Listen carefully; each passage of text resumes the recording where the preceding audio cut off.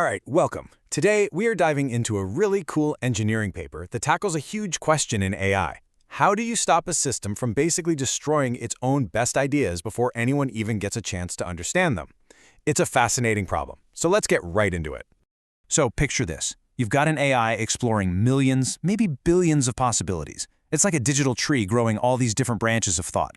But what happens if the most promising branches, the ones that could be a massive breakthrough, what if they just crumble into dust? Why? Because the system couldn't prove they were valuable right this second.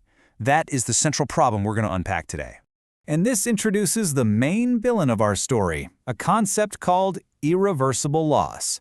This is what happens when a system is forced to make a snap judgment on a really complex idea. If an idea is too expensive to check or just takes too long to verify, it often just gets tossed out, and poof, its potential is gone for good. Okay, so where does this irreversible loss even come from? Well, it's born from this hidden flaw in how a lot of complex systems are designed to think. The source material calls it premature closure. This slide really breaks it down. The old way of doing things is this discard or commit logic, and it's a total all-or-nothing game. An AI comes up with a new idea, let's call it a candidate, and the system has to decide right then and there, is it a keeper or not? The trouble is, verification is often slow and super expensive, so a ton of really promising ideas get thrown out by mistake. And that right there is irreversible loss in action. So what's the fix? Well, the key insight here is that the solution isn't just telling the system to, wait a minute. It's about building a system that knows how to wait intelligently. It needs a whole integrated architecture for what's called controlled evaluation. Basically, a smart way to manage uncertainty without just destroying potential value. To really get how this works, let's follow a single new idea, our candidate, as it travels through this much smarter architecture.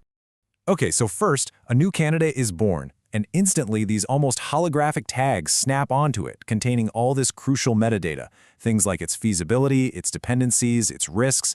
Then it heads towards what's called the deferral barrier. This is the big decision gate. Now, if it can't be evaluated right away, the old system would have just thrown it in the trash. But here, it's gently guided into the vault, a safe holding area called the deferred set. But this vault isn't some dusty old archive where ideas go to die. No way. It's an active, intelligent management system. And this is the key takeaway. We're moving from just passive waiting to active management. And at the heart of this whole thing is the priority function. Think of it like a super smart air traffic controller, but for ideas. It's this dynamic formula that is constantly recalculating which idea is the most important, based on all these changing conditions like an approaching deadline or maybe a human expert who just became available. This function is always reshuffling the queue, making sure the most relevant candidate is always at the front. As the source paper puts it, the system is always making this really complex, multifaceted decision. It's not just a simple yes or no. It's this rich menu of options. Should I defer this, escalate it for a human to look at, maybe restore a previous state? This level of fine-grained control is absolutely critical. And check this out. One of the most elegant parts of this whole design is how it handles reevaluation. The old way was a total pain. Slow, expensive. You had to reload the entire massive system state just to look at one little idea. But this new architecture? It uses something called minimal state resume. It just extracts the tiny, brilliant core of data it actually needs, which makes the whole process incredibly fast and efficient. So, our little candidate idea has been safely preserved, it's been prioritized, and it's been efficiently brought back for another look. Now, it's ready for the final step. Commitment. This is the final checkpoint, and it has a great name. Selective irreversible evaluation. All that means is the system only commits to a path, making that decision permanent after it's been fully reviewed and approved. No premature decisions here. Once it gets the green light, that branch of exploration solidifies and it becomes this core, unbreakable part of the solution.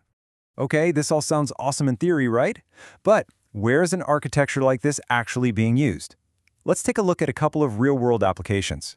This table from the source material really just nails the point. I mean, look at it. It compares the different methods and shows the fatal flaws in all the older approaches. You've got false discards, you've got massive backlogs, you've got high overhead. Sure, the proposed architecture has higher control complexity, but the payoff is huge. You get lower structural loss, or, to put it simply, fewer great ideas get destroyed. So two key domains are getting a massive benefit from this. First, semiconductor design. Verifying a new chip layout is incredibly expensive and takes forever. This system defers those super costly checks, which saves an immense amount of time and money. Then you have large-scale distributed systems. This architecture is used to manage really complex tasks across a global network, making sure no critical events or dependencies ever get lost in the shuffle. So the main takeaway from all of this is actually pretty simple, but it's also profound. This architecture avoids throwing away good ideas by mistake, and it makes going back to re-examine them both easy and cheap.